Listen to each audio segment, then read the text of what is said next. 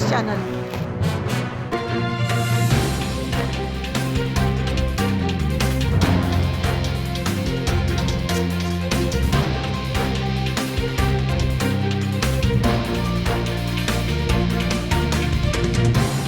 Cantonment MLA గౌరవనీయులైన మన శ్రీ గణేష్ అన్న గారికి అభినందనలు తెలుపుతున్నాను. ఎంతో ధైర్యం వస్తుంది మనకు ఇలాంటి నాయకులు మన కోసం ముందడుగేసి నిరాహార దీక్ష చేయడం, మన కోసం ముందడుగేసి కొట్లాడడం అనేది చాలా తక్కువ జరుగుతుంది ఇట్లాంటి కాలంలో. అన్న మీరు ముందుకొచ్చి నిలబడము చాలా మంచిగా ఉందన్న, చాలా ధైర్యం ఇచ్చింది. సో అట్లాగే వేదిక మీదున్న మన కంటోన్మెంట్ నాయకులకు అందరికీ, పెద్దలకు అందరికీ వందనాలు.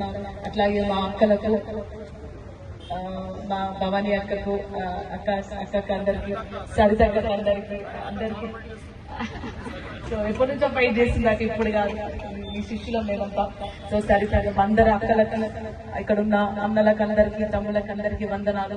ముందున్న నా ప్రియమైన అమ్మలకు, అక్కలకు, చెల్లెలకు, కనిపిస్తున్న చిన్నారి బిడ్డలకు అందరికీ వందనాలు.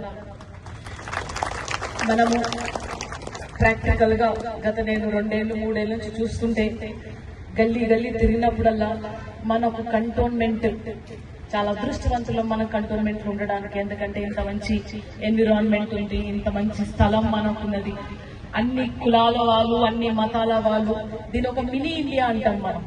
అన్ని వర్గాల వాళ్ళు ఎప్పుడు కలిసి ఉంటాం, ఏ కష్టం వచ్చినా కలిసి ఉంటాము, అన్నిట్లో సమానంగా ఉంటాము.